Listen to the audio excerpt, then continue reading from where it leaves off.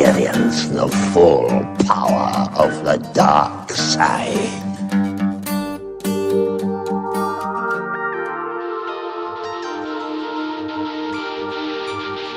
Good!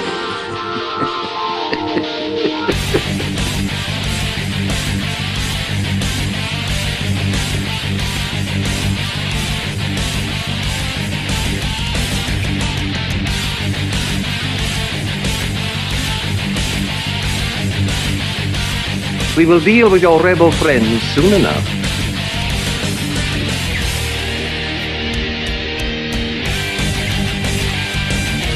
What the?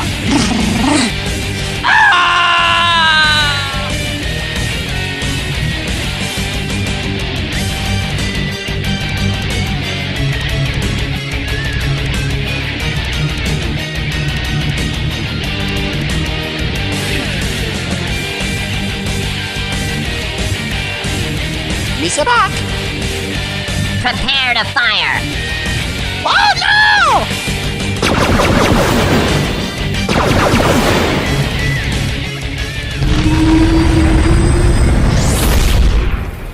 Hello and welcome back to Star Wars Beyond the Stars for episode number 37, recorded on Wednesday, June 10th, 2015. I'm your host Fred, aka Sith Lord Corv. And joining me tonight, with his pants on, is Agent Louis Olan. Hello, Fred. Hello, everyone. Twitch, Hitbox, YouTube. What is going on? And yes, I am wearing pants. And as always, it's time for tea with Sith Intelligence. Don't drink the tea. And also with us is the captain of the ship, that other person, Captain Kipre. Hey, everybody. And also with us, of course, is ID10T. And Treek. Goopa noopa. And as a quick reminder, we have for free shoutouts where we'll announce anything you want us to, as long as it's not inappropriate for the show. Just send us an email to StarWarsBeyond@gmail.com. We'll be happy to do that for you. You can find out more about our show at StarWarsBeyond.com. And we're available on iTunes, Stitcher Radio, and SWTORNetwork.com. And I also want to mention that the Galactic Gamers Coalition now has an official website at GalacticGamersCoalition.com. You can like us on Facebook at Facebook.com/StarWarsBeyondPodcast. And you can tweet the show at StarWarsBeyond. Our usual record time is Wednesday nights at 7:30 p.m. Eastern Standard Time at hitbox.tv/StarWarsBeyond. You missed the part where I put in a birthday for us to say on the air. He played a Jedi, it's not important. I'm gonna say it anyway because some people might like to know. Star Wars actor Liam Neeson, and pretty much the actor of everything that's ever been good, celebrated his birthday on June 7th. He was born in 1952, so I don't know how old that makes him. A happy birthday. How many of those damn Taken movies can they make? There's like 3 of them. I've only Don't- seen the first one. Don't tempt them. They might make 4 and 5, man. They might just keep going like Friday the 13th or the Nightmare on Elm Street movies. Or what is that really stupid movie they keep making more of? Fast and Furious. I want to see the version where it's Liam Neeson that gets taken and his family rejoices. What the heck kind of story is that? I love That might Liam be a nice Neeson. parody on Robot Chicken. That would be a great short before Star Wars Episode 7. 10 minutes is the whole movie. Taken, Part 7B. To the store. If you think Liam Neeson dies, fast forward 5 minutes. Hey, Paige, what's coming up in the captain's log tonight?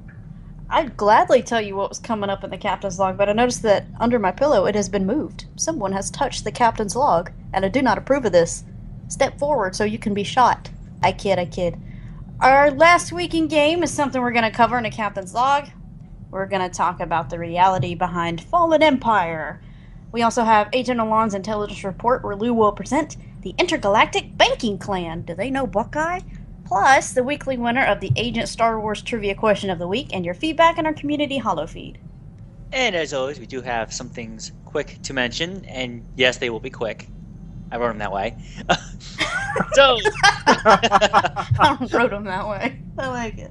as before I put the entire thing, I'm just going to paraphrase these things.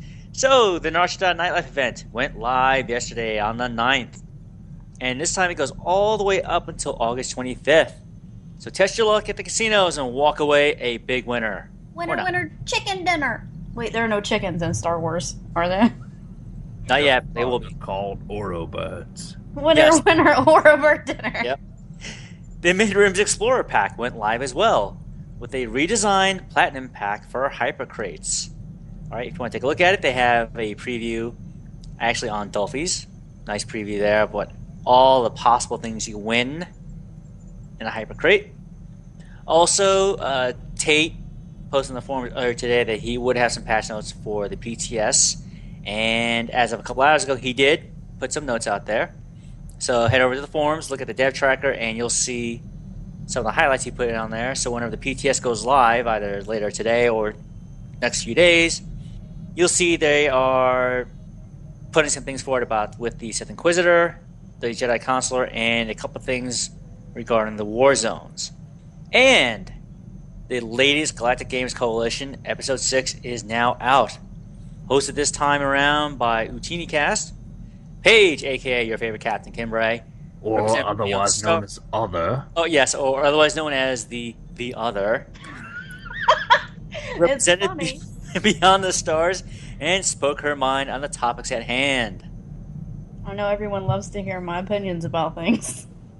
What's ironic is everybody knows Play the janitor, but when we talk about the captain, they're like, Fred Lua Other. Congratulations, you have a title. Other. Well, there was only so many titles to go around. It's kind of like whoever got, Mr. Pink in Reservoir Dogs. Why do I have to get that name? Just be thankful if BioWare gave you a title, it would be misspelled. Without a comma. You don't have a comma after captain.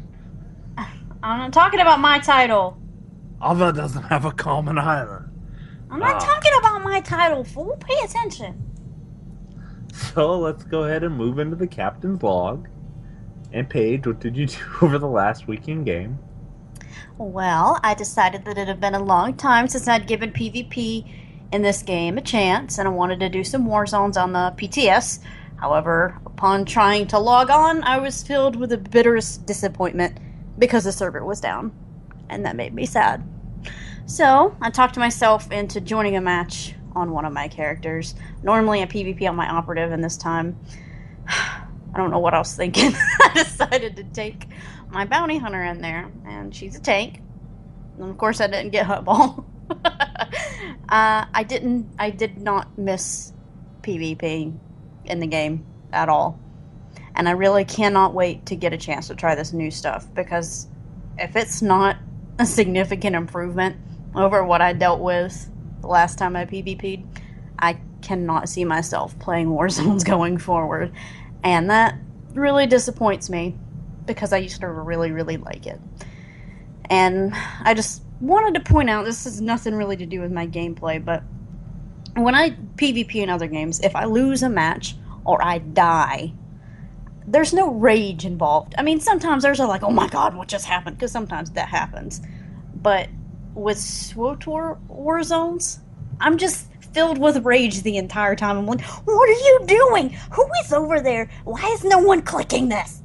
And that's not good when you're the one that's flying the ship. I don't know if it's called road rage or space rage or like hyperlane rage, but I like almost ran us into something. I was like, oh my god, I wasn't watching where I was going. Other rage. Other rage. It's other rage. Oh, she's never going to live that down. I'm definitely not going to live that down. So Lou, what did you do over the last week? Well, as I finally got some more and more free time, as I'm starting to get used to this new schedule of mine, I've come to the conclusion that after seeing the Zaya storyline 8 times on different characters, I think the next batch of 60 Zaya I get up there, I'm probably going to avoid Zayas. Oh, hang on a second now. Let's let this sink in for a moment. You've played through Ziost on 8 different characters now. Yes. Wow. Yes. Yes, I have. And that's probably why I'm not going to do it, because it's not that the story is bad. I just think that it's short. I really think they could have, put a lot more meat into Ziost, but it's a good story regardless. Problem is just that I've done it 8 times already, and okay, I just don't want to do it anymore. There was plenty of meat in Zyos, Lou. It all got overcooked at the end. Yeah, too bad the Emperor got most of it. Spoiler alert, a little late, but in case you haven't gone that far yet. So, this coming week, I am just going to focus on my low-level alts and start taking real advantage of the 12 times XP. And this week, I'm going to focus on divide my time on my Commandos, Sage, Sniper, and Assassin for now. I'm going to leave my Merc, Scoundrel, okay, on the side for now, but I want to get these particular 4 ACs up first, up to 60. And the thing is, because, well, we all know how I feel about the Jedi console storyline, so that's why the Sage is getting done next. It's not so bad when you just keep hitting the space bar. Right, but the thing is, I've experienced it and I know what it's like, so even though I'm space bar through, I know exactly what's being said. I'm like, oh, okay, can we just get on with this? I'm telling you, Lou, if you really want to spice up that story, play it dark side. It's dramatically different. I think I just might have to, because I'm actually playing my Sniper and Assassin so far. I've had those 2 classes. They're actually middle of the road. Because when I play my Sniper and Assassin, I kind of feel I go back into my old KOTOR 1 and KOTOR 2 mode. Where I'm like, you know what? I really wouldn't do that if I was a Sniper. I'd be doing this. Whether it be a light side or dark side choice. If I'm playing my Sniper RP-wise, like, this is what I want my Sniper to say or do. Well, so when you look at my Sniper and Assassin, like dark side levels are all like in the middle of the road still. To this point. I can tell you, I've done Jedi Knight and Jedi Consular, both dark side now, and light side, of course. Mm-hmm. And the Jedi Knight, the story is pretty much identical up until the point where you're at the very end of the class story, and then you get a slightly different ending where it's not a huge spoiler, but they basically just tell you they're disappointed in you and you're not going to be a master. And then in the Consular story, though, is vastly different, like, the whole way through, and you get some pretty witty remarks. Like, my favorite line in the entire game is at a point when you're on Voss near the Nightmare Lands, where your consular can actually tell somebody, that sounds a whole lot like your problem and not at all like mine. Oh man, I may just have to get to that point and see, like, you know what? I'm gonna say this now. It's very entertaining to go dark side on the consular because nobody expects that. Whereas when you're on the night, people just kind of turn a blind eye to it, and they really do. Like, the different NPCs are like, "Oh yeah, I know you made this dark side decision, but don't worry, I'm not going to tell on you." Whereas on the consular, you become a Jedi Master so early on in the story, they know what you're doing, and there's nothing they can do because they already made you a Master. Right. And you're the Bar Centaur anyway, so it's like, what are they going to do? What can they do? Exactly. And it's just hilarious, the responses you can give people and the way that the story ends when you go dark side. I may just have to try that in the Sage, see what happens. Just to see it just once on the Jedi characters. I really felt like there was, on the night, this is the only thing that's different about that story, so I'm going to go ahead and tell you without using the exact wording, because it's still worth playing through, but basically they just tell you they're disappointed and they're not making you a master. You still get the title, of course, because people complained about that in beta. Mm-hmm. But that's basically how the night story ends if you go dark side. And on the consular, instead of them just being like, "Oh, we're disappointed in you," they actually find a viable purpose for you when you went dark side. And it's way different than you would think. I'm not going to spoil that one because that one's actually worth playing through dark side if you haven't done it yet. Yeah, okay. Alright, then I may have to experiment with that. Because I still have a lot of open spots on Shadowlands and Harbinger. Because I haven't filled up the 12 slots on those servers yet. So yeah, I may have to try that on those I highly servers. recommend it. Go dark side on a consular and You will be pleasantly surprised. It's almost like a different story. That may just do that. Everybody complains about that story and how bland it is, but if you go dark side, it's almost like they wrote a whole different story for that thing, like every step of the way. Yeah, it's like they gave you Tabasco or Sriracha for that storyline. Here, spray some of this on there. It'll make it go down better. Yeah, and if you go light side on the console art, that's enough to put you to sleep. Well, like I said, I'll have to try that then. I may try that on Shadowlands. Dun, dun, dun. I would. Yeah. The name is appropriate for the server, too. Yes, that's right. And speaking of dark and shadows, I am actually staying away from the Rashomon Nightlife event for now. I mean, I know it's out there, but nothing really there. I don't want anything from there. You don't want another set of Han Solo blaster pistols? No, not really. Because I actually... You sounded like you were thinking about that for a minute, and then you're like, no, not really. Not really. You know, because, my gunslinger on Jedi Covenant and my gunslinger that I have on Shadowlands, I pretty much, the looks I have them and the way I play them, it's like the pistols they have now are the ones they're always going to have. Because I think of that as their trademark. Pistol. Han Solo has his blaster pistol. Everyone knows when you see it. That's his blaster that he customized and tailored for himself. Okay, even though it is a standard blaster, but Han tinkered with it obviously and made it his own. That's the same way I look at my smuggler characters when they have their pistols. Even though my power tech, I don't care what pistol she uses. I don't care. I'm waiting for the point to where one day they'll give my power tech the ability to actually use a damn rifle. Okay, like Boba Fett can. Since she is a bounty hunter. But that's a whole nother topic I don't want to get into right now. If you want to play a bounty hunter with a rifle, you're better off making another agent and putting it in bounty hunter gear. Right. Or just making believe my trooper, my vanguard, is a bounty hunter gone bad. Or bounty hunter gone good, actually donning Republic armor. But we'll see. And since BioWare, released the new Mid-Room Explorer pack, which we mentioned earlier on, okay, and looking at all the stuff that's in there from the list that Delpy's has on her site, I am actually going to cave in and buy a Hypercrate this time around. Normally, I stay away from Hypercrates because in the past I've always just bought a single pack or maybe a couple of packs or 3 packs here and there when new ones come out just to see what's in them and just to see what I can get. And for the most part, I have been heartily disappointed in the garbage I've received. And by garbage, I mean I just got junk. Nothing I could even sell on the GTN because everyone's selling the GTN. It's like there's one item that everyone gets, and it sells for like 500 credits on the GTN. Well, it's like that one ancient blaster rifle that's still on the GTN after a year. Well, actually... It sells for like 400 credits, and no one wants to buy them anyway.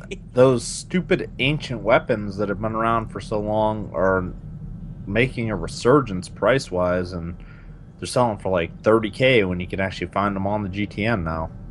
Because they disappeared, but when that was the current pack, they were selling for like 5 credits. Now they're no longer available. Someone probably got smart and bought them all up. Yeah, nobody wants that crap. Everybody wants them. Yeah, now everybody wants one. Now that person's going to be, okay. Supply and demand. That's right, 100K credits for me. Thank you very much. So do that. Buy yourself a couple hyper crates. Keep the crap in them, and then in a couple months, be like, "Hey guys, look what I have for sale." But 100,000 credits, please. Yeah, Sorry. and I'm just wondering though how much garbage I'm going to get. Like how much useless junk. I'm like, you know what? I'm never going to use this. How many major social boosters are you going to get? Yeah. These are great when I play solo. Exactly. Now, if they wanted to make those solo boosters, if they wanted to make those social boosters viable, they should make it so that it gives you social points when you play solo. Yeah, maybe not grant you as much, like, maybe cut it down by 50%, but at least give you an incentive to actually use the damn thing instead of just trashing it or just having it take up space in your inventory somewhere. Yeah. Be nice.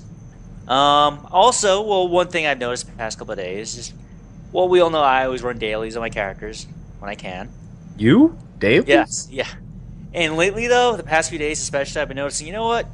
Kind of like before I mentioned before with the burnout on doing Zyos so many times, running dailies on Zyos really feels like a ghost town because I actually did dailies last night. Okay.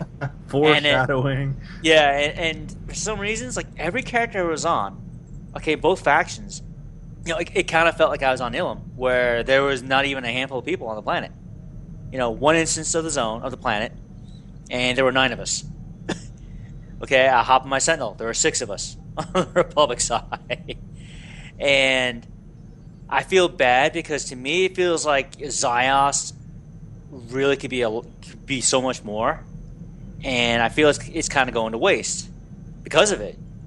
We had the story of the Zyos. Okay, the events that happened with Vishya, with the Emperor on Zyos, turning into the planet it is now. Once you get past that part of the story, and to me it's it kind of like running the dailies on CZ-198. To where the quests are there, they're kind of lackluster, kind of boring, and so the people really don't go there, because there aren't that many people there to begin with. I think people do CZ-198 more than they do the original Belsavis dailies. Yeah, you know why? Because the Belsavis dailies, the original dailies, not Section X, okay, the original set of dailies that are there in Belsavis, those have you running around so many, to a bunch of different places. And I know for a couple of the quests too, where you have to get quest drops from the mobs. Sometimes those can be really annoying and take time for them to drop, especially if there are other people running in the area. So I can see where they would rather do that than the original set of dailies on Belsavis. At least they got smart though and made those heroic 4s into heroic 2s so you could solo most of them. Right, and that's a good thing. At least they were listening and they tuned them to the right way to adapt to the player base out there now. And so what I feel like Zyos is becoming one of those places to where it's going to be a ghost town. Okay, people run the dailies maybe once or twice just to do it, and then never really go there because to me there are other the other planets are much more exciting, have a lot more fun. I have fun doing the dailies on Yavin 4. I have fun doing the dailies on Oricon. Okay, I enjoy doing the dailies on Section X or at Section X. Places like that. Zyos just feels like, all right, I gotta go. Gotta go do them. All right, and I'm done. Out. I think a lot of people don't like being on Zyos after the story because it's a very depressing place to be. Yeah, that too. Everything is the same color. Well, yeah, now a dead, lifeless world. But, wow, I mean, they really... You know what? To the artist's credit, they really did make a bleak, desolate world to the point where no one wants to go there anymore. Yeah, I mean, they definitely accomplished what they wanted to there.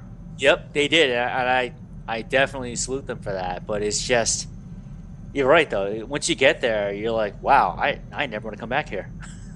Yeah, ever again, because it's so desolate, so depressing. It's like, why the hell would I want to ever come back here? They did a real misdirect, too, though, because when you're playing through Zyos in the story part of it, they set up certain quests so you think those are going to be the dailies when you're done with the planet. Yes. And then, when it's all said and done, that's not the case. Nope, you get an entirely new set of quests to begin with. That are way worse. Well, and annoying, and at least with player feedback, they tweaked a bunch of them to make it easier, especially the one where you have to scan the dead bodies for organic material. My God, that was annoying when it first came out. The quests there are decent money. I don't care. I'll go back to the original Belsavis before I do Zyos. Man, that's saying a lot. That's how little I like that depressing setting. Well, to support your point too, this is probably why at some point in the next few weeks I am probably going to start skipping Zyos. All right, I mean, I've already stopped doing the original dailies on Belsavis. And that is saying a lot because that's saying a lot too. Every daily in the game. Yeah, just because considering how much faster you can run the other dailies in the other areas. But again, if you really want to make money, I always say, if you have max level characters, there's no reason for you to be broke because all the dailies are there for a reason. And, if your character's decently geared, you can knock all of them out. Do you remember on our old show, Lou, I would talk about I was always doing the black hole dailies all the time, and then I was asked why I was always doing Black Hole, and I'm like, because that's the fastest dailies to do. Yeah. It's one of the fastest set to do. Yeah, it is. Yeah, and it was just a question because there's new daily areas. Why are you still doing those ones? Well, because I out-level them and I can blow through them, and it's easy money. It's easy money. Easy money, easy comms. So, why not? Yep. So, like I said, that's probably gonna join my list of dailies I'm gonna start skipping. Unless I really need the money, which I probably would on my Jedi Covenant character, since JC's economy is just ridiculous at times, the pricing. It's when you're gonna have to start buying stuff over on Shadowlands and using cartel coins to unlock Unlock them on Jedi Covenant. I might do that. I mean, heck, if there's a way for me to actually send money for my characters on Jedi Covenant to my poor characters on Shadowlands, I'd do it in a heartbeat. Well, I've done that before. I've bought things extremely cheap on Shadowlands and then unlocked them on JC to use on characters there. I have no problem admitting that because sometimes you can get things out of the brand new cartel pack for under 10k on Shadowlands, and then you go over to Jedi Covenant and it's 150. Right, starting. Yeah. Yeah, and that'll be an armor set. Every piece is 150k, and over on Shadowlands you get the whole set for 10k. It's ridiculous. People on JC just want to gouge you. Well, it's a good and bad thing that most of my high-level characters are all, they're all not hurting for money, but still, I really shouldn't. I feel I shouldn't have to be, I guess, grinding the dailies just so I can make one purchase. That's insane. Ugh. Yeah, and then you grind dailies for a week, and then all your credits are gone in one fell swoop on the GTN. One fell swoop. Just buying one or two items, like, this is ridiculous. Yeah. Well, that's the way it is on JC, so hopefully one day it'll change for the better. Maybe. I kind of wonder if they ever went to a mega server where all the servers were on one, if prices would come down or if they would escalate to JC standard. Or maybe, what's better than a GTN crossover?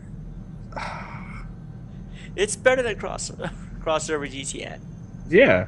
That's the one where we take the GTN out of the game and you buy everything from the cartel market. It's great. Oh. Yeah, don't give me ideas. We added this place that we call the East Commonlands Tunnel. Everybody's going to go stand there and shout out what they're trying to get rid of. Old school reference.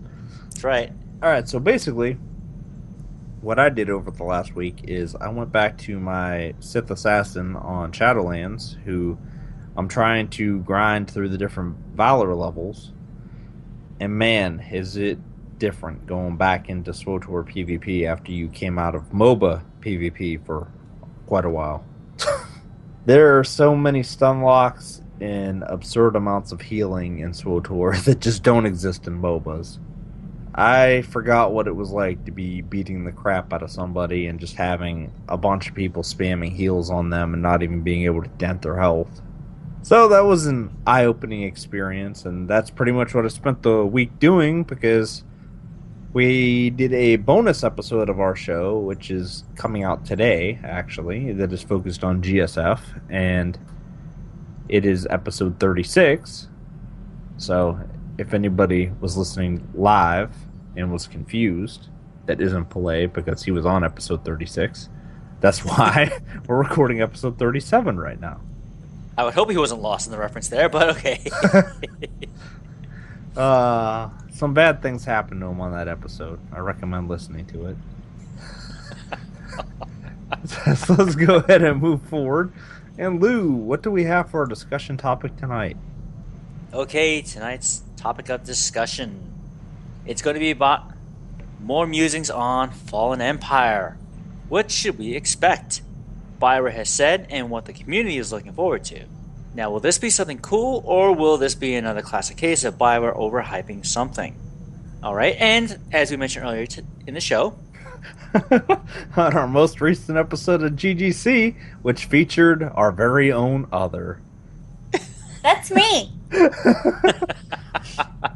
Go ahead, Lou. If you haven't got it by now, the Other refers to Paige, okay? It's kind of an inside joke. Yeah, the topic of Fallen Empire came up during that episode of GGC, where some folks had some grand ideas, and others suggested that the community ourselves may be causing all of the hype behind Fallen Empire. I can elaborate on this a little bit if people haven't listened to that show yet or don't plan to, if you guys want me to, or we can move on to the next part if you want. We will let you elaborate a bit. Let Lou get through these bullet points first, and then you can elaborate before we start replying to them. Okay. All right, so we'll get back to the page in a bit, and let's see. Oh, so what has BioWare said about Fallen Empire? Okay, firstly, they gave out wristbands at Star Wars Celebrations Cantina that said June 15th, 2015. And just so you remember, folks, that coincides with E3 as well, okay? And they also had the hashtag Fallen Empire on those wristbands. Mm-hmm. Okay, Nick Avola said in an interview that he thinks we'll be very excited about Fallen Empire, but he couldn't say any more. So pretty much he said something. It'd be really cool. Side. Yes, and that was it. The takeaway from that interview, though, was really when he said that he plays Empire side. Well, all the cool kids do. So anyway, I appreciate that. Eric Musco said on the Jaguda stream that we'd want to watch the internet on the 15th, and he's very excited about Fallen Empire. All right, so pretty much stay tuned to SWTOR on Twitter and on Facebook. And I'm not too sure because I mean I do follow SWTOR on Reddit, but I don't go there as often as Twitter or Facebook, so I'm really not sure how active or how accurate they are on Reddit. 10 credits says that the SWTOR.com website is the last place to have any information about Fallen Empire. Well, yes. I'm so excited. I'm so upset I have to work that day. I'm going to be busy and I'm going to be like looking at my phone like, please, I want to know. Yeah, you would think the actual official website for the game would be updated first. Everything else is to follow, but as we know, it's usually social media gets updated first and the website will follow soon afterward. So, take away from that, stay tuned to them on all social media that you follow SWTOR on the 15th, and let's wait and see what the big announcement is for Fallen Empire. So, what do we take away from what BioWare has said so far? Have we heard this kind of talk before? Is there some significance of them announcing Fallen Empire during E3? Okay, and before we start answering that, Paige, please let us know what were you discussing and what were your thoughts when you first started talking about this on the latest Gamers Coalition? We basically had the same discussion, but obviously those people aren't here to say what they were saying about this. Louis from Healing SWTOR, he was talking about the hype, and that's something that you included in that first bullet point. Is this a classic case of BioWare overhyping something? He said that a lot of times it's not necessarily that BioWare is overhyping something, it's that the community starts to overhype something. And we create these expectations, all these rumors start flying around, and then at the end of the day, when they make their announcements or reveal their intentions, people are disappointed and it's their own fault. And I had to counter him with, we were discussing things about the movie that's coming out in December about maybe BioWare hanging on the coattails of the movie and trying to bring in more subscribers. And what I had to keep going back to is when the community creates this type of hype, when they make something in their minds and they want it to be true, a lot of times they're really good ideas. And I kept asking, well, why doesn't BioWare think of this? Why do they come to the table every time and fall short? And I really put an emphasis on the way that they present things to the community and to their customers, how every time they have an announcement or they go to one of these conventions, they don't take it very seriously. And it's almost like a game to them. They present their product, and sometimes they don't do it very well. I think that they haven't overhyped this. All they've said is, we're excited about it, watch the internet, June 15th. That's pretty much the only thing we've taken away from it. They haven't told us anything, and yet people are expecting something amazing from this. I'm not. Well, even though I feel that Louis has a valid point, where sometimes the community can take these things and run with the hype and really get the hype train rolling, if it's not something that the community should be overwhelmed and just really, really looking forward to because it's going to be something amazing, I think BioWare should also temper those expectations, and that should be part of their duties too. Like, if it was something like Fallen Empire, like if Fallen Empire is going to be something crappy like a desktop wallpaper, then they need to say, hey guys, we got something coming out for you on Monday that's tied to an announcement, but it's nothing too amazing, so don't get super hyped for it, but something is coming. I don't know that that's the best way to go about things when you're trying to present or sell something to your customer. I got something for you. It's not that great, but here you go. I mean, I wouldn't be very happy if someone came to me and said that. If they kind of dress it up a little bit, we have an announcement to make, and in addition, we have some news that you might be excited about. Blah blah blah blah blah. But they're not making this into a huge deal like the community is. So Louis' right.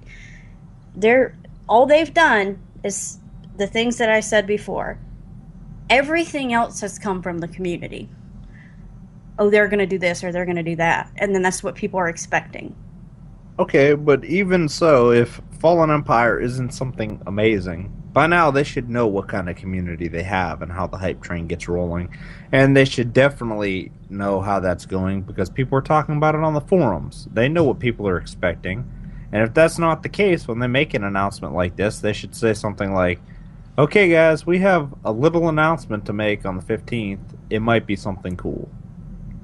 It might be something. Yeah, because then you're setting expectations low, so if they announce something, then people are going to be amazed. The way that they've done this is perfect, and I don't think anybody's realizing that.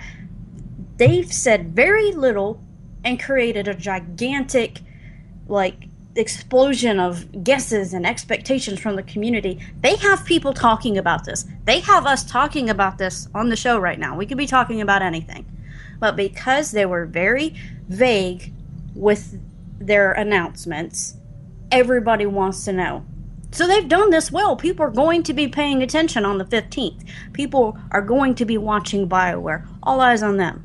I think both of you are correct. I think, and Louis too, they all bring up good points to where BioWare, BioWare Austin is following in BioWare's, traditional footsteps to where they always like to play close to the chest. Okay, they always keep their stuff under wraps until the very last minute. And it's something that we shouldn't be surprised about because we know that's how they've acted in the past for all their games. Whether it was SWTOR, whether it was like Mass Effect, anything like that, BioWare has always kept tight-lipped about their games, about their major announcements. However, this is an MMO, okay? The rest of the titles that BioWare has done have always been single-player games, single-player RPGs. And, to Fred's point, yes, there is a discussion going on in the forums about what is going on with Fallen Empire. What are we expecting? And the fact that, Eric Musco has said, he's very excited about it. Stay tuned to the internet. You have other folks within BioWare who are saying, yeah, it's going to be great. Tune in. Definitely look out for a big announcement for Fallen Empire on June 15th. So they've started the hype train, okay? They have set things in motion to where they tell the audience, they tell their audience, hey, something big's coming up. June 15th, be there. All right, you don't want to miss it. And pretty much that's it. They've given us the hashtag Fallen Empire, okay, the date. They put it in one of the biggest events of the year for the gaming industry, for E3, at E3, okay? And we all know traditionally a lot of these studios have always pushed their grandiose announcements at E3. All right, unless you're Blizzard, then you just know BlizzCon. But, that's what a lot of these game companies do. They save it for this one event because this is going to be their home run hit. And it would help, I think it would help temper expectations if, yes, they told us, hey, let's get the hype train going. 15th of June, stay tuned. E3, usually big announcements from any game studio for ever since E3's inception. We always know great announcements come from E3.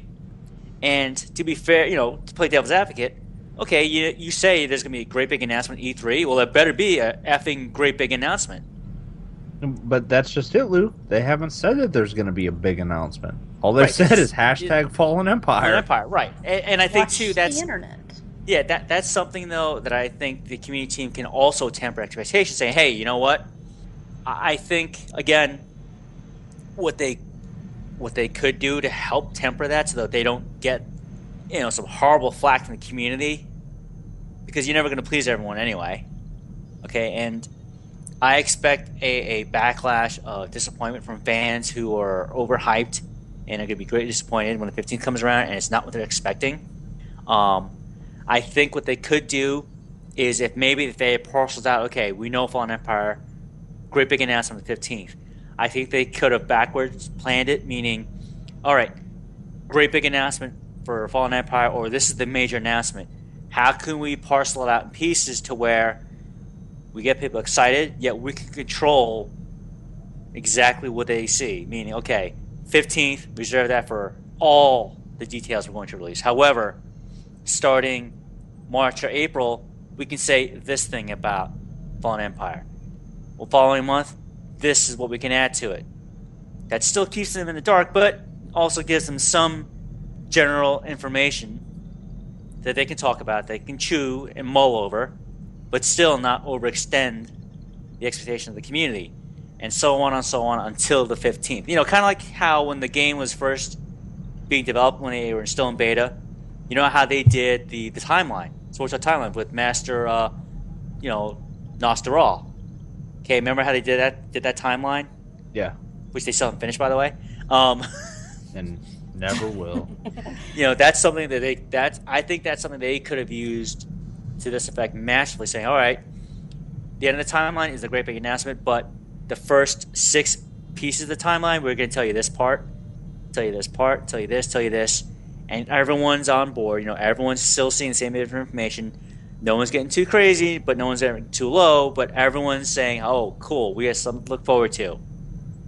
But let's also keep in mind that this is during the E3 earnings call type thing, so it's probably just going to be a little blurb about SWTOR in the middle of all the other EA stuff. Exactly. That's something that I just said to Pele in the chat. It's going to be blah, blah, blah, sports games, blah, blah, blah, blah, blah. 5 seconds about SWTOR, blah, blah, blah. The end. Blah, blah, Half-Life 3. No, I mean...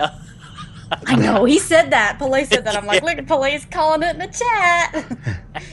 But this is what I mean about tempering expectations, though, because if whatever Fallen Empire is, if it's not something significant, like at least an expansion at the very least, with, what we've come to expect from expansions, if it's not at least that, then next time they try to build hype by saying hashtag something else, tune in on this day, everybody's going to be like, yeah, right, remember that last crap that they debuted last time they did that? Exactly, and that's the minefield they're about to step into now. I mean, at this point, all right, seeing from, if I was an overhyped fan, the next, if okay, not saying that it's going to happen, if the Fallen Empire announcement on the 15th of June isn't what they were expecting, then of course it's going to be a case of sour grapes. And the next time BioWare tries to do something really awesome or really big for the game and try to use these same tactics, then you're going to see that flood of garbage on the forums. You're going to see that those sarcastic or those downtrodden type tweets or replies on Facebook that just do nothing for the community, okay, except poison it. And quite honestly, at least for me, would ruin the surprise. Like, I'm really honestly surprised that BioWare has in store for us. And that's what I'm afraid of. It's like, you know what? Please be something good. Not great, but, hey, give us something really meaty to chew on when you make that announcement on the 15th saying, oh, cool, that's really nice. I'm looking forward to that. Okay, whether it's going to be an expansion, whether it's going to be, hey, you know what? Desktop background. Yeah, I mean, you guys asked for more. You guys asked for more story. You're going to get it.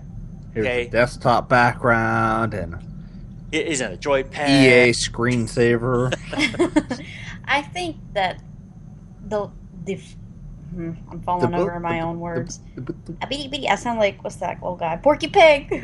That's all, folks. What I'm trying to say is I think that the only thing I can truly say about this is that BioWare has created an opportunity to really wow people because, like I said, they have us talking about it. They have everybody anticipating this moment, and with all eyes on them, if they do not deliver, it's going to be a huge disappointment. And they're known for not delivering on these types of things. They have created an opportunity here, and if they can blow us away, I'll be completely overjoyed. I'm not optimistic for them because I don't expect a lot from the company, but I hope to be proven wrong. I, on the other hand, am sticking with my original prediction, and I think I have more evidence to back it up. And again, I may be dead wrong about this, but this is just my prediction.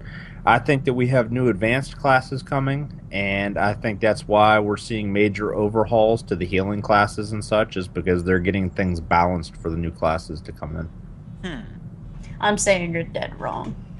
We should place a bet on this. Like a real bet. Be like, if it sucks, you owe me $5. If they give us new classes, I owe you $5. Credits, not dollars. 800,000 credits are on the line from Lou's bank account. No.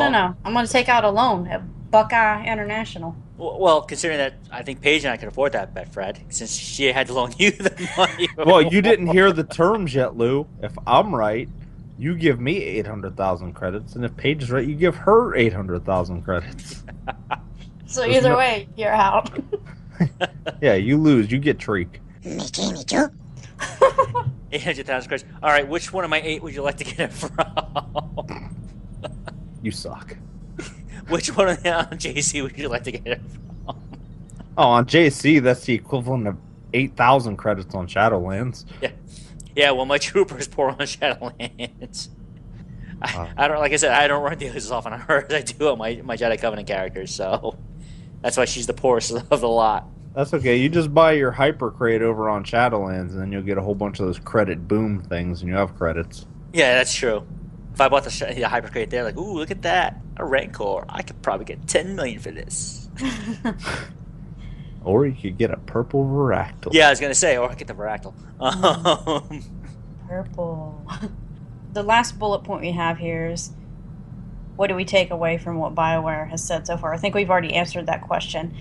But the next question, have we heard this kind of talk before? I don't think that we've experienced this type of, or this level of anticipation before. I think that we've been excited about things. I mean, for example, the Togruta and Yavin 4 Stronghold stream. I don't normally tune into streams because I'm like, whatever, I'll see it when it's in the game. It ain't going anywhere. But I was excited to see that, so I tuned in. I normally watch the streams the day after they're recorded and they're uploaded to the Twitch channel. Mm-hmm. But that one I was excited enough that I actually tuned in live. But you see what I mean? Like, that's something that they piqued my interest enough for me to actually seek out the information, for me to sit there and watch their live stream. Normally I'd be like, don't care, whatever. But I was excited about it. And then once we talked about it on the show, I talked about how I felt it was very disappointing. It was very beautiful work, but I mean, there was a lot of negative talk from me, I know, about the way that they presented it. So I kind of expect the same thing to happen next Monday. I expect to see something beautiful and exciting, but I expect them to fall on their face with delivery. I don't expect to see anything. I expect that this is going to be a purely vocal on paper announcement. You think so?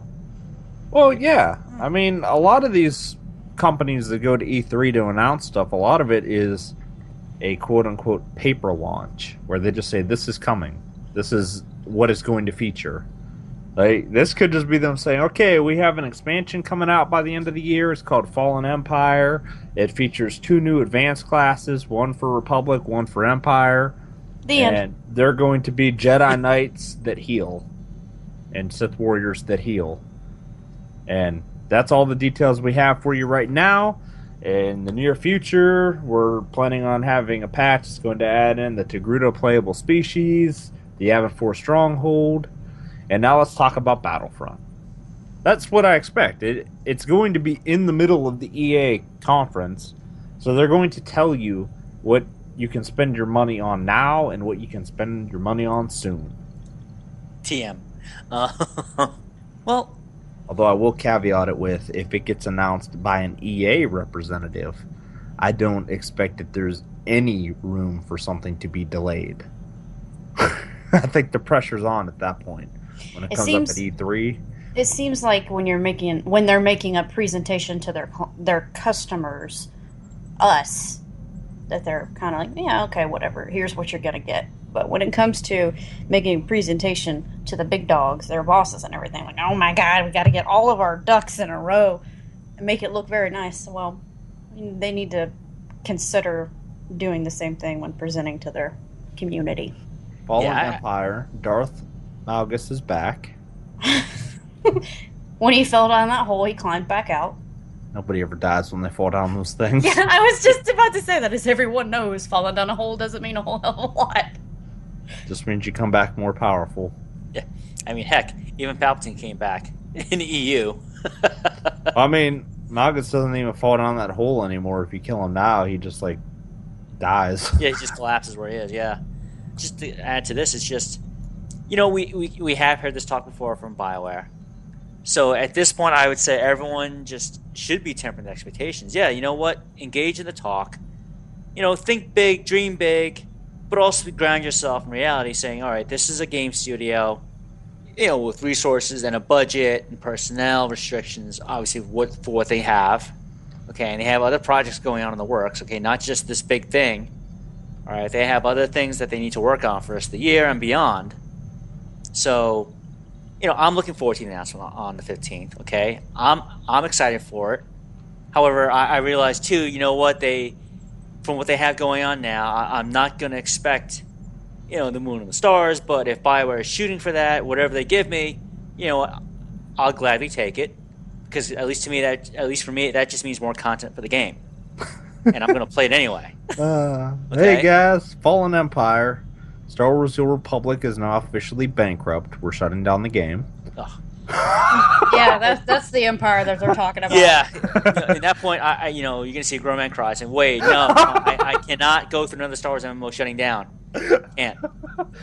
We're going to get you on webcam crying at that point, Lou, and that's going to be our episode that week. I went through the virtual pain of seeing Galaxy shut down. I cannot go through... All right, let's not even talk about that, okay? All this time and effort and you know, joy I've had playing, you know, I have playing Tor, I can't go through that again. No, that was a bad joke to make. Yeah, I would say, you know what, let's look forward to it. You know, let's tune in, let's see what they've got to say, and you know what, the optimist in me says we could. But most bets, we're going to be pleasantly surprised come the 15th. It's going to be something that I think we will all like, okay? Because if we get content, we win either way. It doesn't matter. Hey guys, I'm here on behalf of Fallen Empire, and I'm just letting you know, Fallen Empire is our secret code for a Cellcath companion is now available in the game. See you all later. Well, actually, let me caveat what I just said. Okay? This one's for you, Corv. No, content meaning, for me, if they're going to announce new content, I want them to say not only PvE content, but they also need to give us PvP content.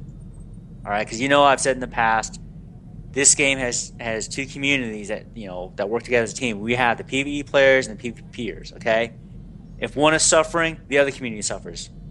Okay, we need both communities to get something come the 15th. All right, because we all know the PvP community hasn't had anything for their playstyle for a long time. Okay, they're in a virtual Tatooine of content. All right, so that, you know, those players, they need to get their due, their fair share of what's coming up. You know, I think it would be an automatic win for them if they came out and they're like, okay, Fallen Empire's the next expansion. It's coming the end of 2015. It's going to feature a 5-level increase. It's going to feature a new planet. It's also going to feature a full-scale war zone with new game mode and a galactic starfighter map. I think if they just announce that, everybody would be overjoyed. Yeah, and it could be that simple too, because what you just said, that's simple, it's short, it's direct. And that will make everyone happy. Everyone wins. Both, PvE community and PvP community wins because everyone knows they're getting something to look forward to. I will be the happiest if during the middle of the announcement someone doesn't get up and talk to someone off stage in the middle of someone speaking.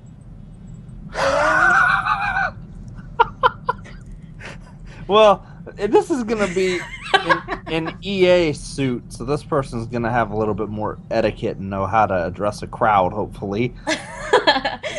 As Play just mentioned in the chat too, I'm really hoping as well that later on this year, because we all know episode 7 comes out in December, and I really do hope that after the 15th, if this is their mid-year big announcement, all right, and hopefully they have something else to give us or to tease out for next year, I would really hope that they hop on the episode 7 hype train or marketing train and say, hey, you know what?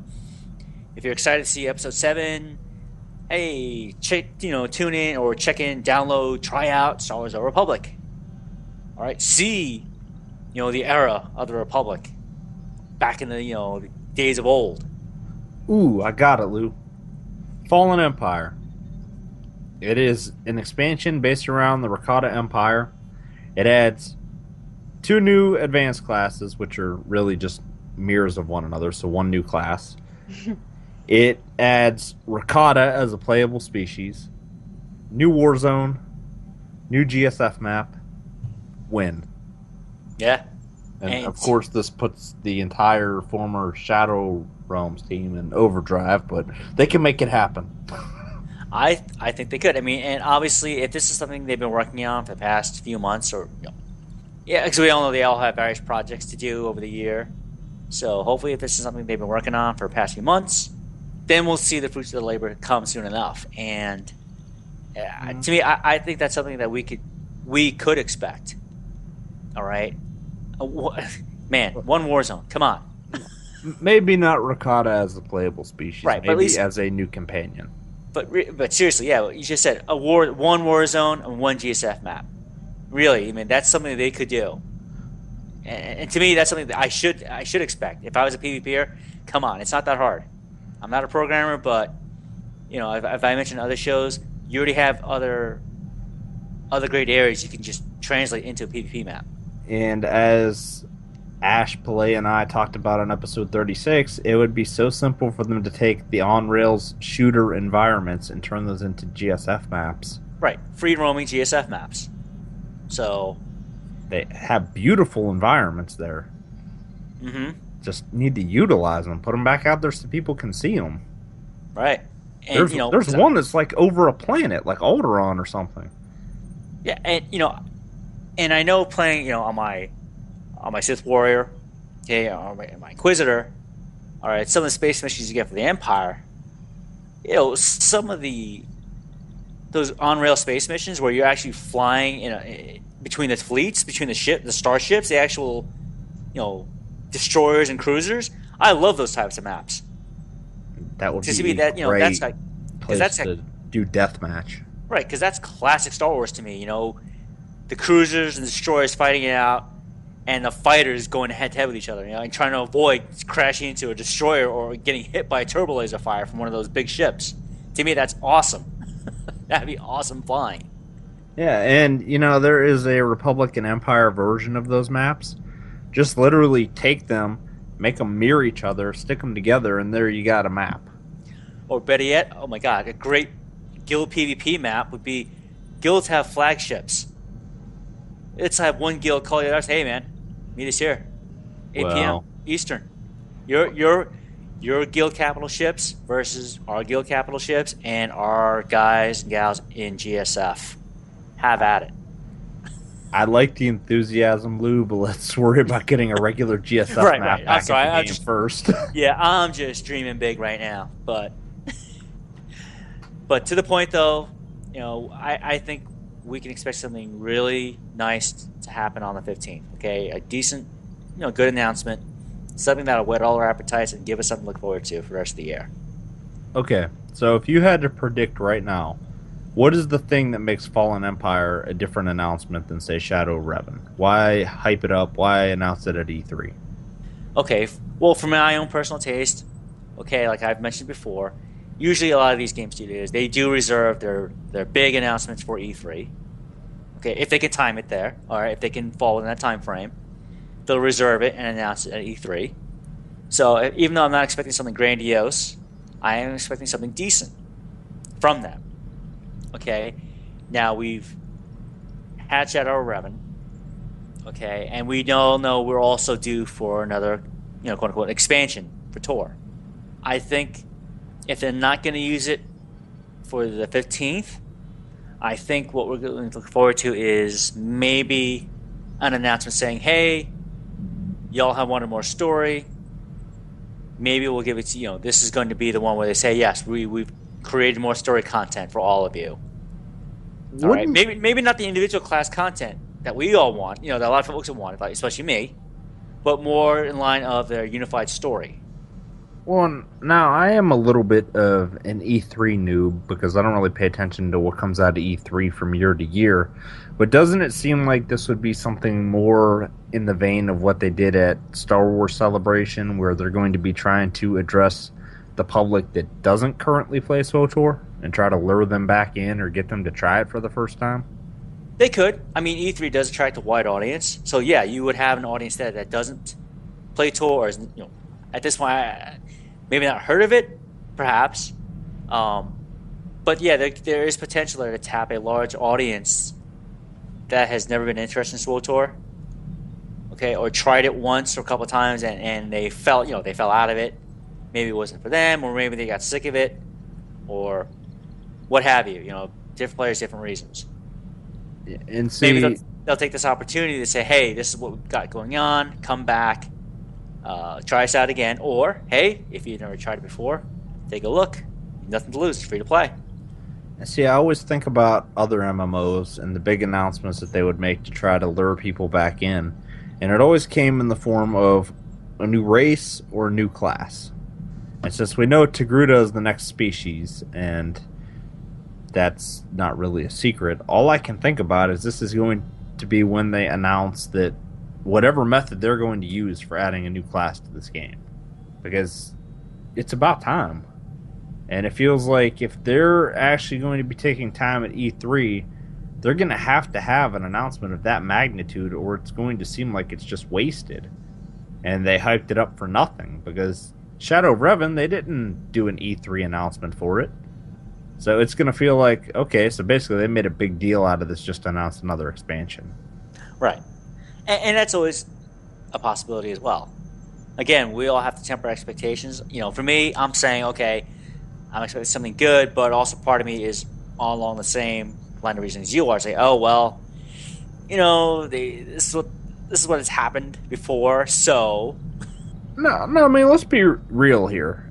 If they go out there on the 15th and they just announce a new expansion and it's just basically like another Shadow of Revan, we're going to be disappointed. To put it plain and simple, there's no way they're going to have us happy if that's all that they announce. Because they're definitely making a bigger deal out of this than they did with Shadow of Revan. Mm-hmm. So we're expecting something bigger out of this. Am I wrong? No, I'm just saying, yeah, you're right. I see your point. This is something that they've drawn attention to, that they want people to be drawn to, saying, hey, it's E3. Big things are happening. Stay tuned to the interwebs. And, as we mentioned before, and as Play also mentioned in the chat, it's like, they've always saved E3 for big announcements. Nothing small, nothing mediocre. It's always been a big announcement. Something major to any gaming studio or for the industry as a whole. Okay? So do players have a right to expect big things from this announcement, E3? To a point, yeah, you have to say yes. Because E3's past speaks for itself. Games and game studios have always saved E3 announcements for the big things, nothing small. Okay, like I wouldn't, for example, I would not use E3 for GSF, not at all. Not unless they were completely relaunching it and adding a PvE mode. Right, PvE, major PvE content, and major PvP content.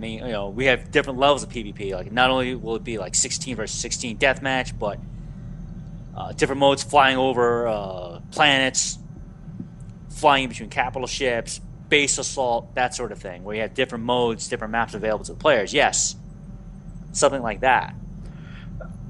I think that we want to hear and we need to hear something along the lines of a game changer on the level of a new class at this point, because it feels like this game is just, for lack of a better term, it's like petering along, just adding the same kind of content over and over again.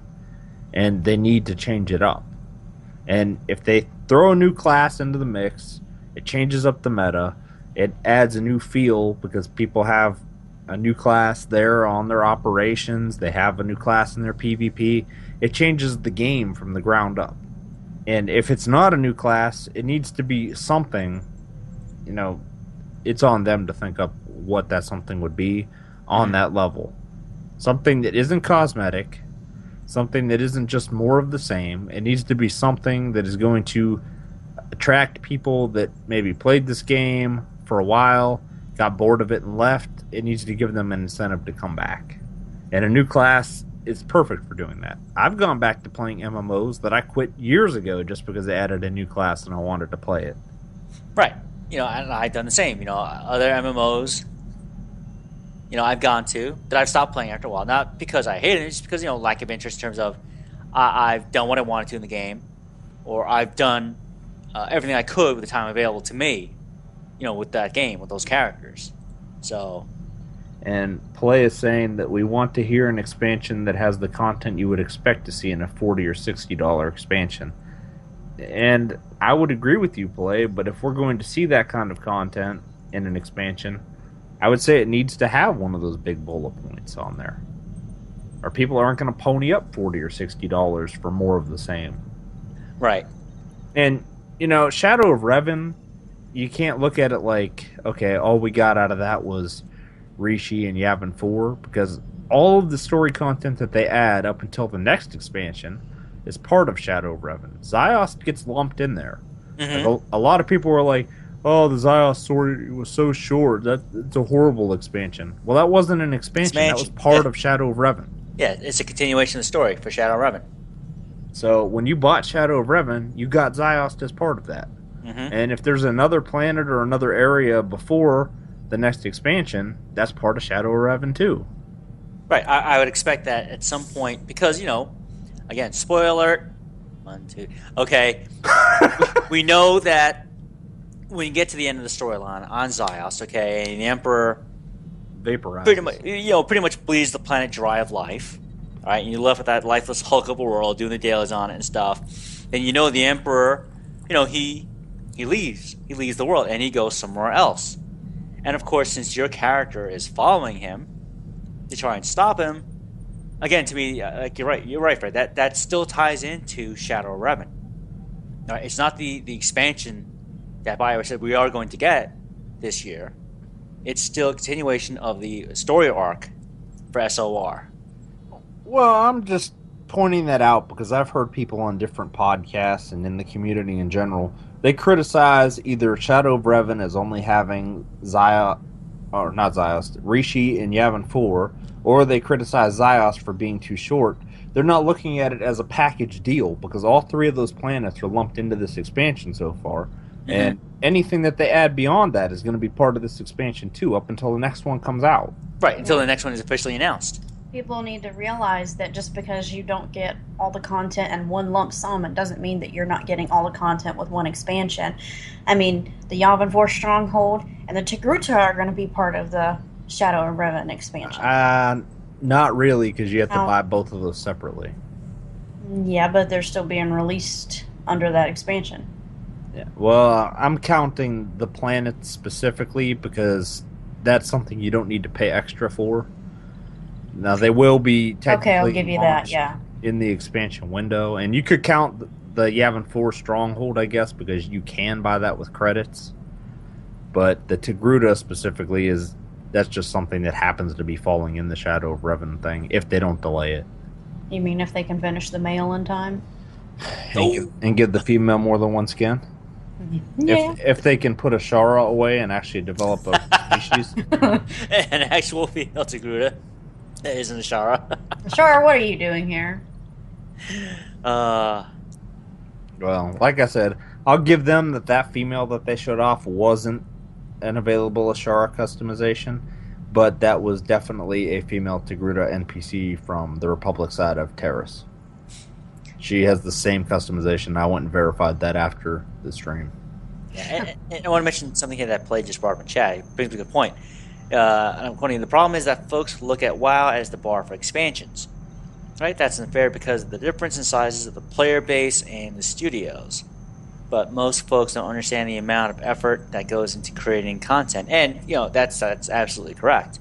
From my own personal experience with MMOs, all right, when I hear expansion, all right, especially coming from the old school EQ1, EQ2 crowd, all right, and playing vanilla World of Warcraft when it first came out, when I hear expansion, that's what I'm expecting when I hear expansion, okay? Level cap increase, new skills, new abilities, one new class, two new class, what have you, okay? Decent amount of new zones to explore, okay, not one or two, I mean, at least 5 or 6 or whatever, okay, to justify the price tag that traditionally, or at least my experience, what they've charged. All right, for example, playing EverQuest 2. All right, the very first expansion of EverQuest 2 was Desert of Flame. All right, and that cost, I think, a little over maybe $24, $25, something like that. I thought that one was like 40. Yeah, so, like I said, that was a long, that was a while ago. All right, but at least the $25, $30 range is what Sony charged for that expansion, and you got a desert realm, okay, with at least 14 different zones to explore, okay, several raids, several factions to begin with. So the moment you stepped off the damn boat, or to get onto Alakir, okay, you had all those factions to start raising factions to begin developing. All right, so when I hear expansion, call me spoiler and title, I don't care, but that's what I expect when I hear expansion. Okay, I expect something expansive and something to justify $20, $25, $30, $40 price tag. All right, otherwise I would think you're just like one of those online games that charges $20 for one character. Okay, all right, to be completely blunt, like a MOBA. Okay, you want me to pay you $30 to unlock this god or this character to play? All right. To be fair, like in Smite, you pay $30, you get all the gods forever. But I get what you're saying. Like, you don't want it to turn into a matter of you're paying way more than the content is worth. Right. If you're going to charge me that price, you better freaking give me something to justify that expense. I'm sorry, that's the bottom line. If you can charge me $20, $25, $30, $40 for that, I better be entertained. But see, I will say, SWTOR's been pretty good. The expansions have cost, we got like a 50% discount for being subscribed for Rise of the Hutt Cartel. But Shadow of Revan costs like $20. And so far, we've gotten 3 planets out of that. And even though Yavin 4 was short, I mean, think about it. The amount of time you got out of playing through that expansion, I think it's worth $20 out of what we have now with Ziost in there too. I mean, I definitely got my money's worth out of just Rishi alone. Rishi was amazing. Okay, and I really wish the Stronghold was on Rishi. Still saying that. That came up in the DGC too. Yeah, I was just about to say that. And the show, it came up if we could have a Stronghold anywhere, where would it be? And I said, Rishi, I want a pirate cove. I'm a pirate. You didn't know? And to be fair, it's still young. They could still give us a Rishi Stronghold. I would definitely. Well, I'm never going to buy a Tatooine Stronghold, so I know there's a slot reserved for whenever they release a damn Rishi Stronghold. I am buying that MFer right then and there.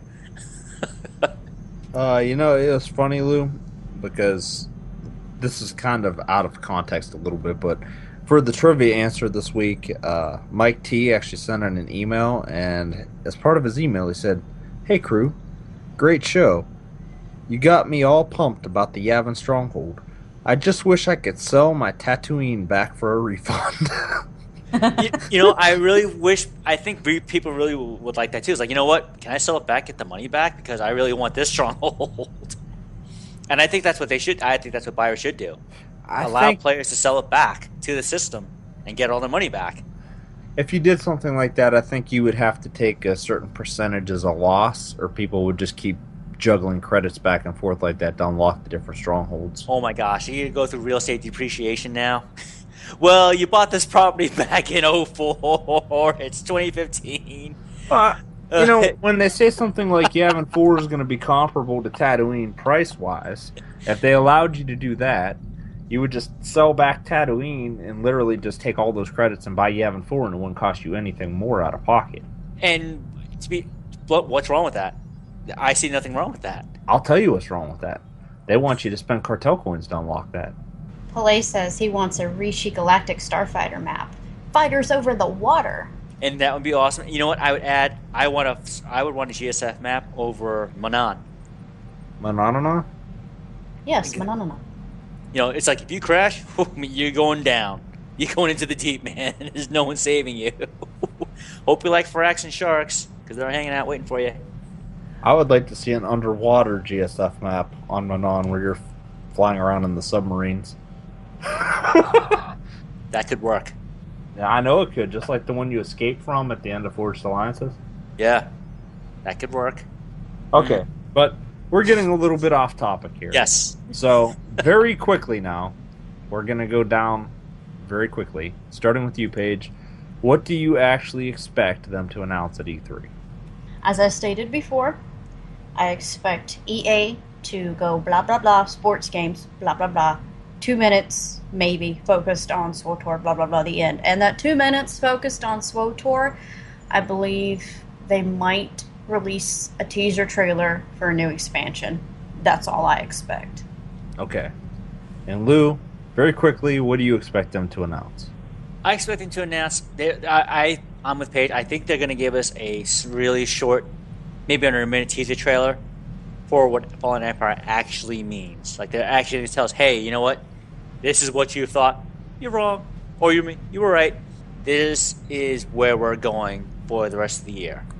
And I think it may just be another nice big chunk of the story arc. Or it just may be the wrap-up. No. A nice big chunk to continue the story with Vitiate and the pursuit of him across the galaxy. Okay. And I already said my initial guess of what they're going to announce. But sticking with that trailer idea, I think what Fallen Empire is going to be is a cinematic trailer made by Blur, the people that made the original intro movies. Which is very beautiful. It's going to be that scale of an expansion called Fallen Empire, and it is going to be a trailer that is played before Episode 7 at the movie theater. I really hope that that's true about the movie. So do I, because I think I may have mentioned this a couple of times in other episodes, to where, I'm at the movies with my friends and my family, and I see game trailers on the big screen. Okay, the big mall near my house, all right, is an AMC Lowe's, and I have seen, Miss Pandaria. I've seen Halo. Okay, I've seen other games flashing across screens. Like, where the hell is Tor? This is their shot, and I know this is completely off topic, but I want to say this while it's in my head. When the movie's released, we all need to go see it at the same time. Not like at the same time, the same hour, the same show time or whatever, but I mean, we all need to see it like a weekend before we do a show so that we can all talk about it. That's right. We're going to fly you up here to watch the movie with us, Lou. Yeah. Well, Play has a good point there.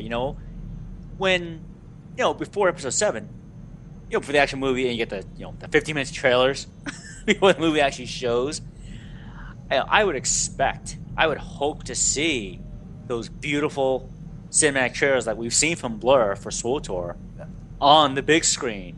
And to me, that would generate so much free marketing, so much publicity because of the type of crowd that it draws.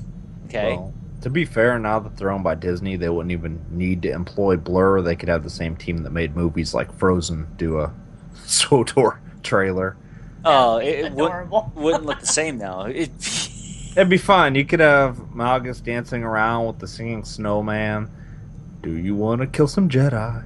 Yes. So instead of Ilsa, Ilsa wouldn't force choke someone; she would just freeze them to death.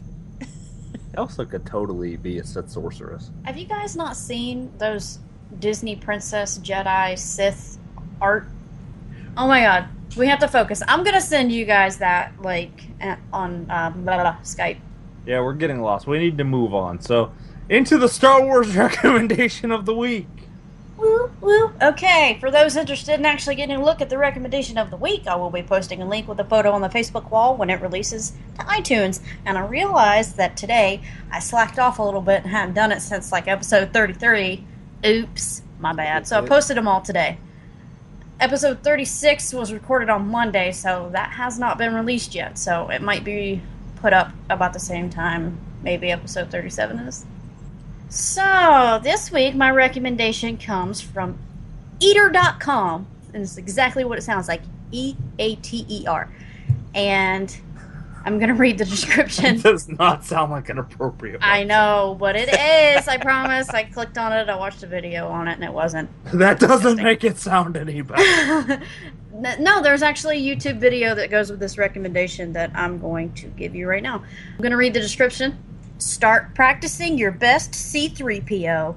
This life-size R2-D2 fridge makes all of the same sounds as the beloved Star Wars character, is rechargeable, can be operated by remote control, and signals hope for mankind itself.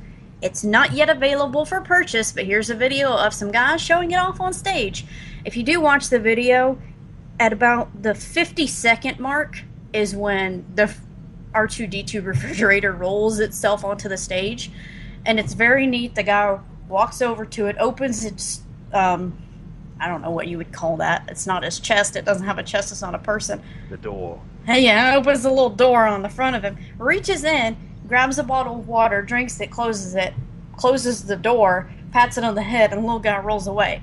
So the headline is like, R2-D2 will bring you beer. And I think that for some people that'd be really cool. Especially if they had someone over and they're like, I need a beer. Do you need a beer? Yeah. Hey, R2, we need beer. And then here he comes. Whoop, whoop. Sure would be nice to have an astromech that you could touch on the head without it exploding. Right, and actually serve you beer or something to drink. Where's our T? ID10T. That's not what that T stands for. Oh, it's not? No, that T stands for terrible.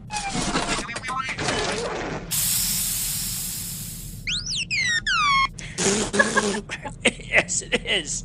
Don't stick that fork in there, Lou. The janitor has tools for fixing him. He stole all the tools that came with your little free Star Wars Day droid, since you don't need it for him anymore since he doesn't work for some reason. Here's his dome. And speaking of you, Lou, what's coming up in the intelligence report tonight?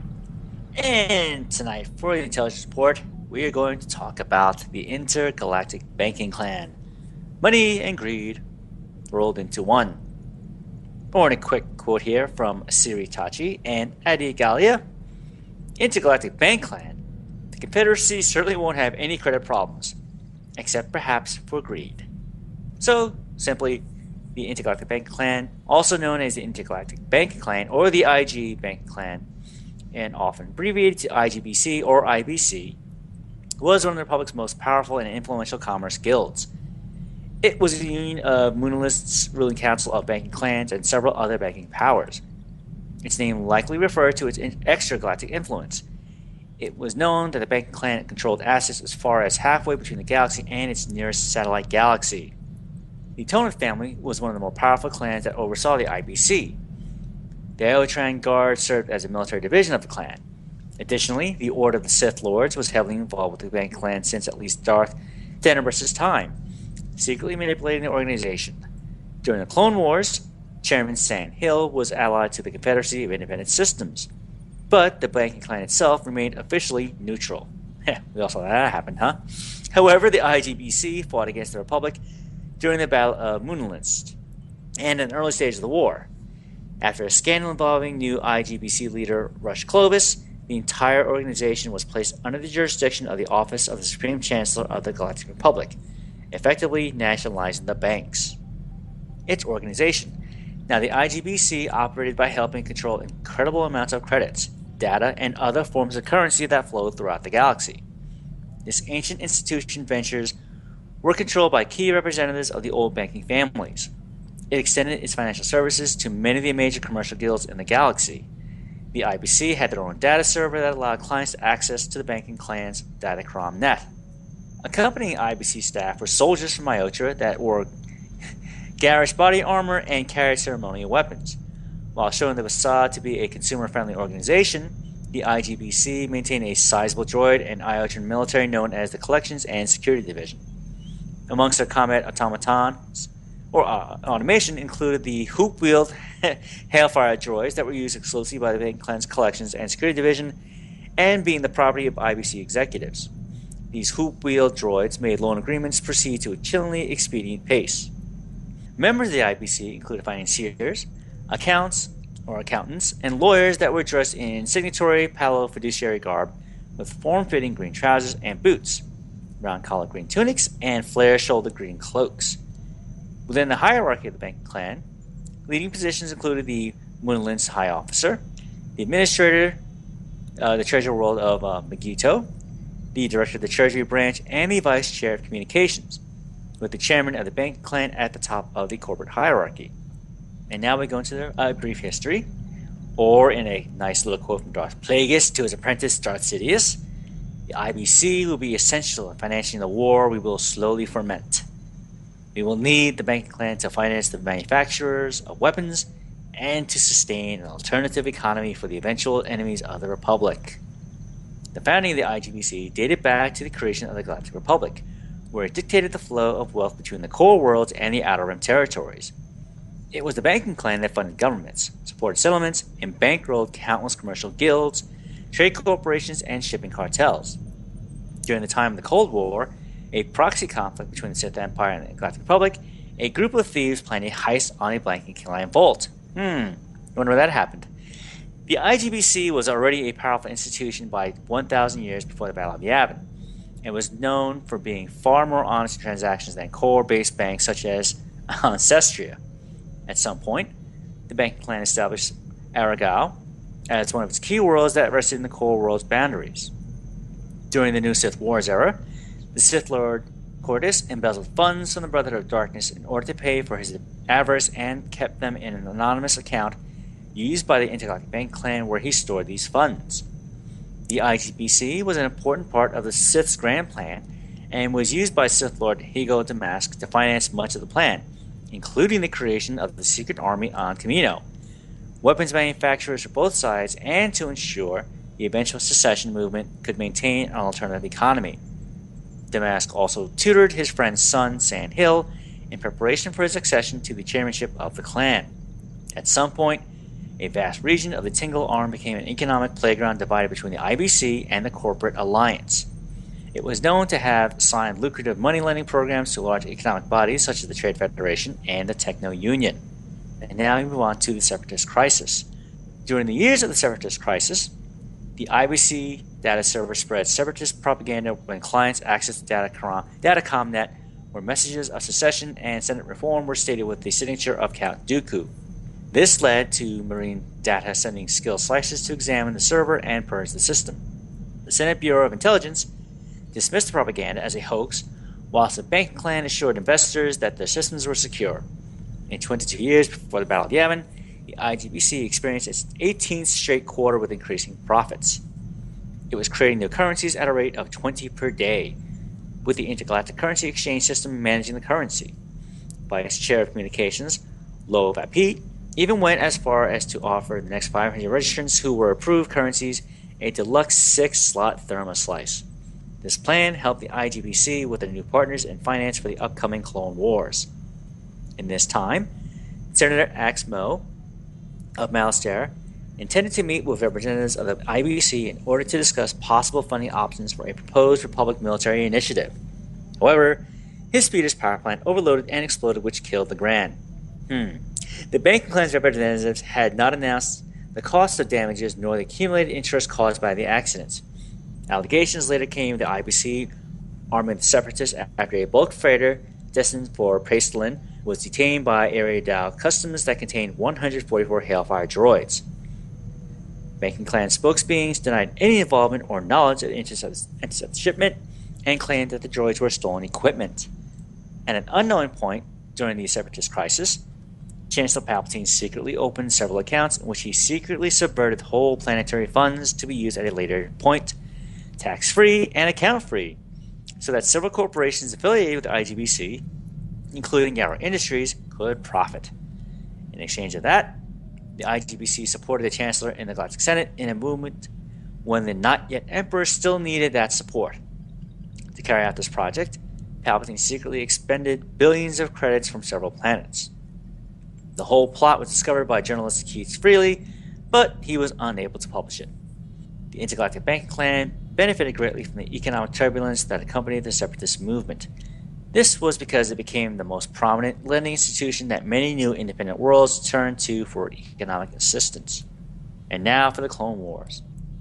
During the Clone Wars, the IGBC supplied its security forces, including its battle droids, to the Confederacy of Independent Systems. Among its battle droids were the IGC Lancer combat droids, which were more advanced than the more common Factoid B-1 battle droids. These droids had actually been developed by Flute Design Systems, a Moonland space weapons development firm that had taken out a large capital investment loan from the IGBC.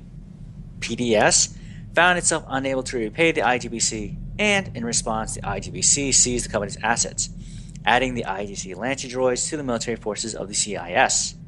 The IGBC sold the company's further plans to the IG Series 2 Hollow-1 Mechanicals. The IGBC later commissioned Hollow Mechanicals to manufacture General Grievous's elite IG-100 Magna Guards. This business entity was noted to have allied itself with the growing separatist movement in the galaxy. The IBC chairman, Sand Hill, personally committed his forces to the Confederacy of Independent Systems in a non-exclusive pact that allowed the Banking Clan to profit from both ends of the war by serving the Republic as well as the separatists. During this time, a Republic inspection team was sent to discover the origins of the Hailfire droids captured on Geonosis and believed them to be from the IBC arcology manufacturing plants. The highest ranks of the Intergalactic Banking Clan were involved in 8 months of diplomatic dialogue with the Republic posting military forces within the neutral territories of Aragao. This came after the disappearance of the Republic's inspection team on the world and saw Republic diplomat Gadita Incro attempt to relieve tensions by pointing to IBC ties to the Separatist alliance. During the Battle of Moonlands, Banking Clan droids were attacked by Republic forces. Dirge would later lead the IGBC's new IG Lancer droids.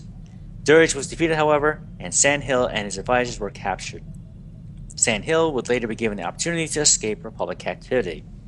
In the Galactic Senate, the IGBC's interests were represented by Senator Rush Clovis, a human from the planet Scipio, though his dealings with Lot Dodd and their plot to construct droid factories for the Separatist droid army were exposed. Despite this, the clan was tolerated by the Republic throughout the war. It retained representation in the Senate as the clan was too important to the Republic economy to be persecuted. And like the Trade Federation, it continued to argue that it was merely conducting business with both sides in a neutral manner. The Galactic Senate passed legislation to deregulate the banking clan in order to open up new lines of credit to fund an expansion of the military. At some point after the Battle of Moonlands, the IGBC headquarters were moved to Scipio, though the banks remained under the authority of the Moon government. Rush Clovis and Padme Amidala uncovered evidence of corruption within the clan, which forced the Republic and the Separatists to conduct a temporary truce so as to appoint new leadership. Rush Clovis was chosen as the new head of the IGBC. However, Count Dooku, who secretly endorsed Clovis' ascension, blackmailed him into levying debts against the Republic, leading to the GAR, or the Grand Army of the Republic, to evict the droid army from Scipio. In the aftermath of Clovis' death during the battle, the banks were placed under the control of Supreme Chancellor Palpatine. Unbeknownst to everyone, this was all a Sith plot for Palpatine's alter ego, Darth Sidious, to gain more political power for his eventual galactic takeover. It continued back and forth and profiteered both sides during the war. The IGBC also funded Grievous's reconstruction in exchange for his services as a collections agent. The same technology would later be used to save the life of Darth Vader. And now we move on to the Imperial period. Despite the death of Chairman Hill at Mustafar, the IGBC escaped the fate of many of its co-conspirators and managed to survive into the Imperial era, becoming the creditor for the Empire's restructured currency. The clan's continued existence was merely a matter of necessity, for the Imperials did fear the potential of a galactic recession. Imperial decrees, however, favored the human-controlled and dominated banking organizations, which limited Moon power over the Imperial economy. Imperial forces, which included a corps of administrative personnel, were placed to watch over the intergalactic bank clan's activities.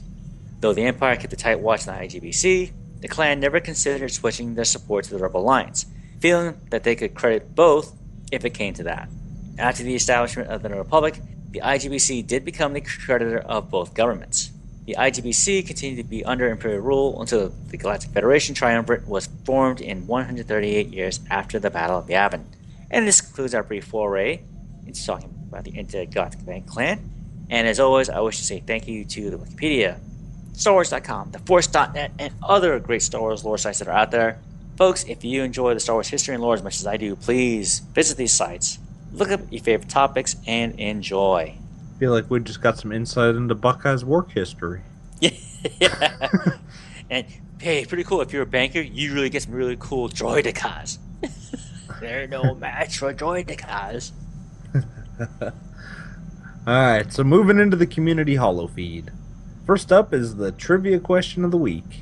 Where each week we're going to post a trivia question into our YouTube video version of the show. Simply go to StarWarsBeyond.com and the show will be posted. Click on the YouTube video. There will be a button in the show that takes you right to the trivia question. Alternatively, it's the very last thing on the recording.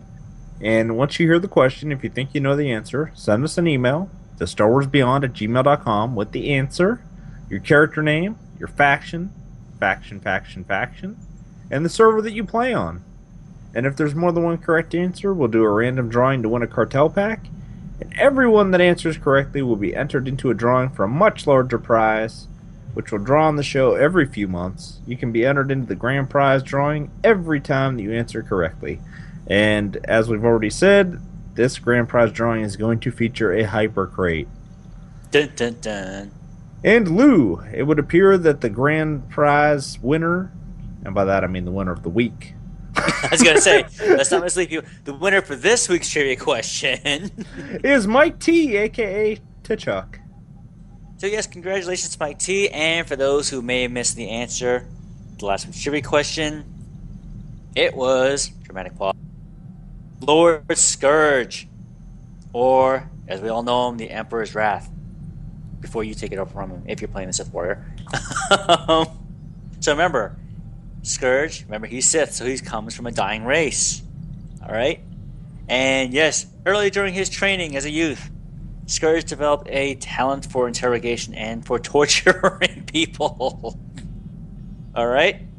Okay, as always, in traditions of the Sith, he always sought to strike down his master. And yes, his master at the time was, guess who? Yeah, the Emperor. And despite failing that, the Emperor was like, hey, you know what? I'm going to make you immortal. No, wait. His master before that was Darth Nihilus. Right. Who but he basically created her demise by getting the Emperor's forces to attack her by labeling her as a traitor. Mm-hmm. But then again, he would also, try and strike down the Emperor as well, and fail. And that's why he lived for so long, because the Emperor's like, you know what, I'm going to keep you around. And makes him his wrath. Yep. And just like with the storyline, again, remember, if you follow from KOTOR 2 into the storyline with Revan, alright, we all know what happens, the first time Scourge tries to attack the Emperor, he has Revan and he has the Exile, or Meetra Surik. And what does he do? He betrays them, okay?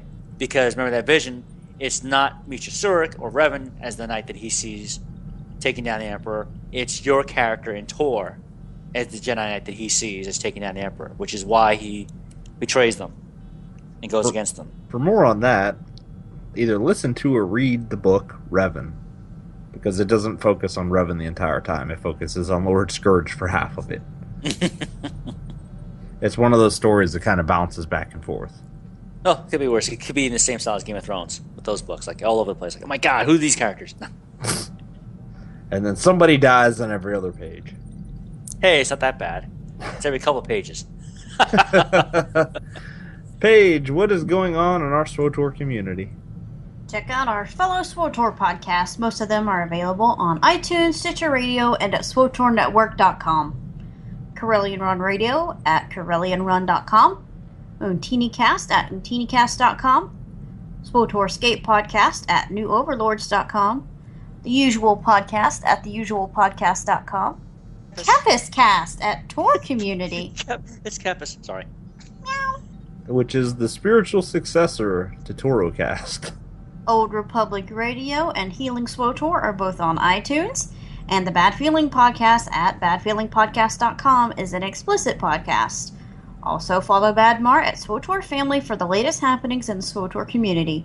If you'd like to have your podcast listed on this segment, send us an email at starwarsbeyond@gmail.com. Perhaps I should rephrase that. The Kepis Cast is the spiritual successor to the last generation of ToroCast, since it went through several phases in its lifespan. Nothing, Lou? No. Move on. I got nothing. Alright, so then one last time, I'll tell you how you can contact us. You can find out more about the show at StarWarsBeyond.com. You can like us on Facebook at Facebook.com/StarWarsBeyondPodcast. You can send us an email to StarWarsBeyond@gmail.com. You can tweet us. The show is at StarWarsBeyond. I am at SithLordCorv. Lou is at GamerGuy11B. Paige is at Asafiri. And our janitor Play is at WildPiper. And now it's time for our final thoughts. My final thought is I'm really excited for next week's episode because by then we'll all know what the heck Fallen Empire is all about. Yeah, this is true. I mean, my final thoughts, I am looking forward to the 15th, okay, to the announcement at E3.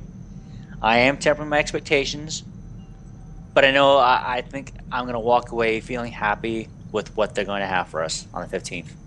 And my final thought is, please, please, please do not F up on the 15th BioWare.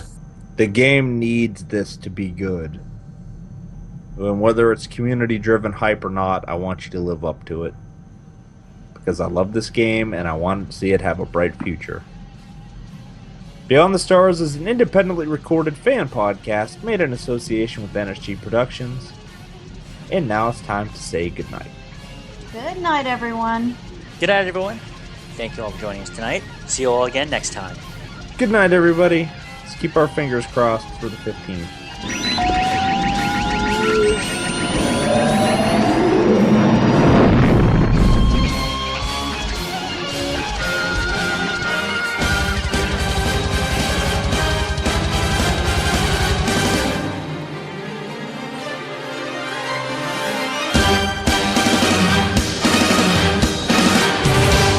You've served your purpose.